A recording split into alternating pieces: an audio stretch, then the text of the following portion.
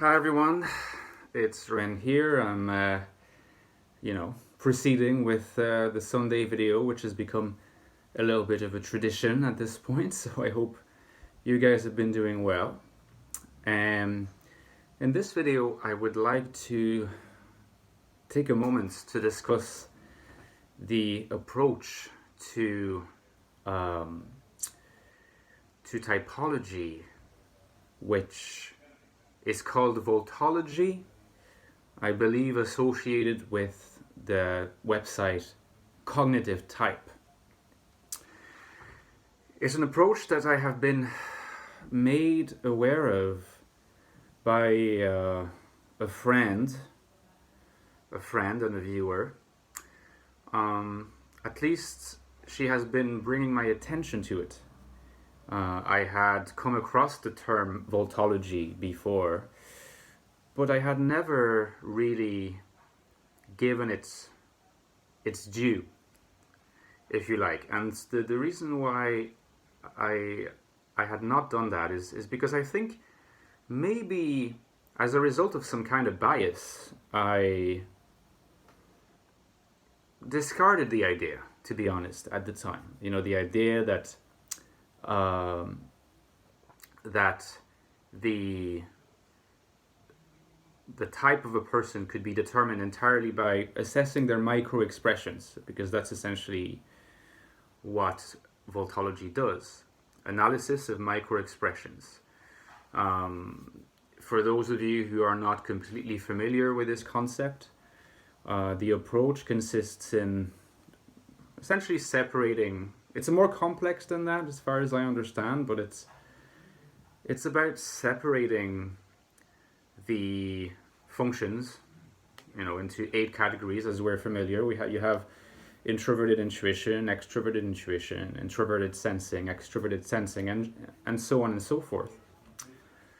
So dividing those different functions and ascribing to each function a particular set of microexpressions. So it could be the way in which your eyes are sort of taut or lax in what parts, around this part, around that part. It's the curvature of your cheeks, the way in which your body moves, and all sorts of other aspects, the way in which you frown, the way in which you scowl. What Vultology claims is that you can derive a system of the physical micro-expression of function use on the basis of which you're able to determine the type of a person. That's essentially what cognitive type does, as far as I understand. And having looked into the model a little bit more in detail, I have come to change my view of it a little bit. I do think that it has certain very promising strengths that are not shared by other models. And I will explain why in a second. In the second part of the video, however, I will also explain why I think that it is still assailed by some serious internal flaws, or at least internal inconsistencies, that it will have to address at some point if it wants to be able to attain the status of a legitimate model of personality. So you see, I have sort of sketched out the 2 parts of the video, what I want to talk about. So what I'm going to be doing now is addressing the question of what I think the strengths of Vultology are. I'm going to just close the door a little more because I'm being distracted by my housemates. They are cooking. Right. So, as you know, I am particularly lazy when it comes to editing videos, so you probably just saw me just sauntering around my room there, and that's completely fine. Okay, so what are the strengths of this approach? I think that the greatest strength of this particular approach is quite easy to quite easy to pin down. It's the fact that it's a very non-ideological method. It's a method that almost completely does away with the subjectivity of the interpreter. Imagine how potent that tool could be.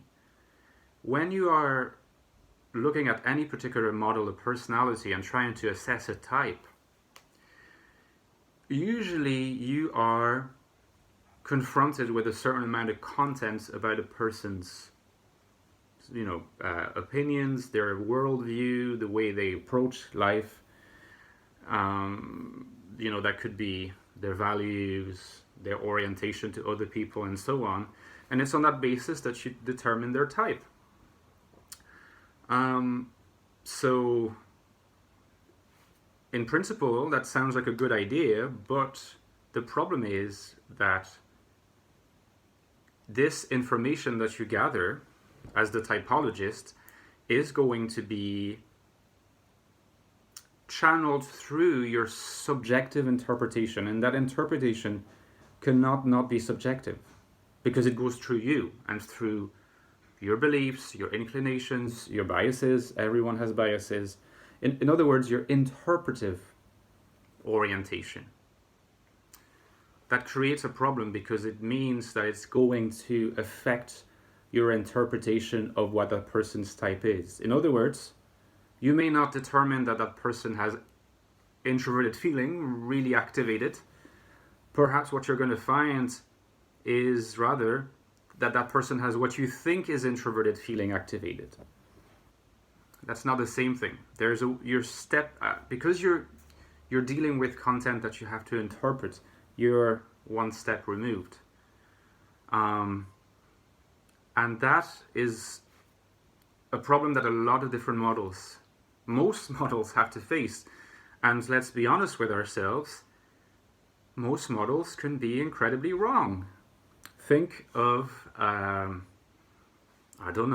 think of C.S. Joseph typing Brad Pitt and an ESTJ, or, there's a lot of other funny typings. I think that I've seen Hitler typed as an ENTP, that kind of thing, so it's here, these examples are useful to us because they're so glaringly wrong that they serve to emphasize the problem of subjective interpretation, which a theory that deals with the content of a person's life is inevitably going to have to face. And a lot of the time, in fact, I think the vast majority of the time, the theory in question, whether it be Dave Superpower's theory, whether it be C.S. Joseph's theory, whether it be the original Myers-Briggs, whether it be, there are lots of different theories, they fail to address the question of how to ensure to neutralize interpretive subjectivity. Usually a good theory when it comes to science, when it comes to philosophy, addresses this question. They do not address it. Now, in the case of cognitive type and voltology, well, the problem doesn't exist. In fact, it does exist. It would be a little bit wrong to say that it doesn't exist, because you're still going to have to interpret the microexpressions of a person, but clearly it exists in a drastically reduced fashion. And it exists in this drastically reduced fashion because at the end of the day, the curvature of your eyebrows or the shape of your cheeks, or whether your eyes in certain sections are lax or taut, the nature of your scowl, or the drifting into space that you may have, the movements of your body, it can be sort of seen objectively, so that if the interpreter is wrong, well, the other person who's, let's say, watching the video of a voltology interpreter will be able to say straight away, no, like they're clearly not perceiving things right, so it will be immediately apparent, because it's a matter of just the expressions and how they are just immediately objectively seen. And that's an immense advantage that voltology has, because it does away with this very important problem, which is a source of so many mistakes of interpretive bias, which comes from the interpretive subjectivity of the analyst of personality. He types a person not according to what a function is, but according to what he thinks the function is. And what that means is that either he has to provide a careful, systematic explanation of how he addresses this problem, or he considers that he's so authoritative, so visible in the community that he can be trusted on faith, which is the case with some of the names that I gave you earlier. But that's not scientific. That's the beginning of a cult-like relationship with the typologist, to be honest. So, biggest advantage of Vultology, avoiding the problem of interpretive subjectivity, because everything is in a sense very objective, completely objectified. So that's kind of where I wanted to start. That's the big advantage. Now the second part of my video is going to be, going a little bit more into what I think are the problems with it. And because I have been already talking for quite some time, what I think I will do is focus on the main issue that I see in it. And I don't know if this problem has been mentioned before by other people, but it's a problem that I've noticed, and I think it needs to be talked about. And it will be interesting to see how Vultologists, address it, or maybe they have addressed it and I'm not seeing properly. It's possible as well. Now this is the problem as I see it. Cognitive type provides a description of the micro-expressions that are taken to be distinctive of each function. So far so good, okay? Now ask yourself this question: how were those micro-expressions identified as belonging to a particular function? How was it possible to build this model in the first place? Well, surely the way in which it was possible to build this model in the first place is to take a sample of each of the, let's say, the 16 different types, although they have more varieties of subtypes within the types. So the 16 types, INTJ, ENTJ, INTP, divide, sort of clarify how each type is meant to exhibit each function. And from that sample of types, just, literally just look at the ENTJ and note their expressions, note all their micro-expressions, and from a whole sample of ENTJs, you start noticing the commonalities in the micro-expressions, and so you start to make a list. This is how TE is manifested. This is how NI is manifested. This is how SE is manifested. You look at a sample of ENTJs, a sample of INTJs, a sample of INTPs, a sample of ISFJs, a sample of ISFPs, and from all these different samples, you get the commonalities which allow you to associate the micro-expressions with the cognitive functions. Can you see the problem here?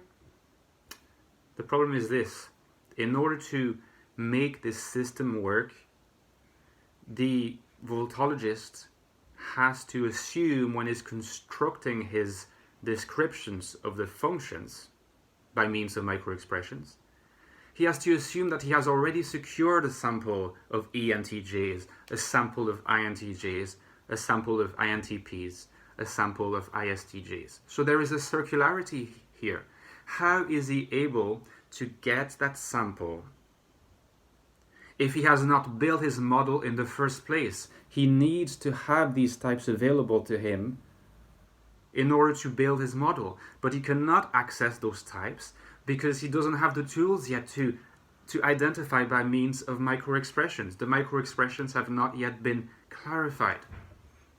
So the problem that we see here is that the Vultologist, although he seems to be purely basing himself on micro-expressions of people, in fact his entire model is based on the presupposition that he already knows the personality types that he has accessed as samples before, on the basis presumably of content, the content of those other theories that the Vultologist thinks are inferior to his approach because his approach is more objective. But in fact, it is more objective, but the problem is that in order to be taken seriously, you have to subscribe to the theories that are not objective. Because the voltologist has to trust that he knows the types in order to build his models in the first place. So voltology has that circularity built into it seems to me. And as long as that circularity is there, it cannot really claim to be the scientific fail-safe approach that it claims to be too often, at least where I see it.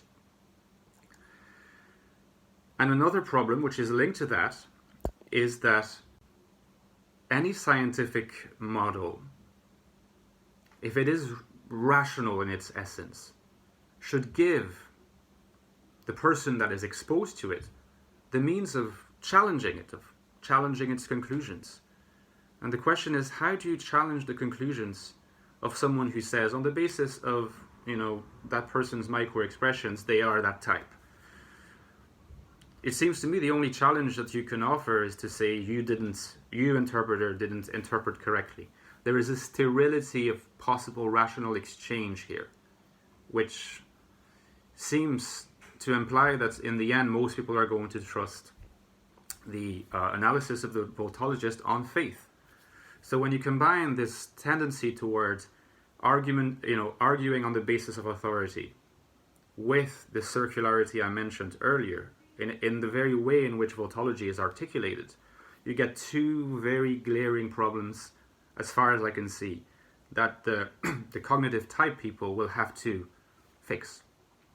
I do not think that this is unfixable, and it might be that a voltologist will comment in my video and tell me that I have not looked at it in detail enough, and that there are fixes to these issues.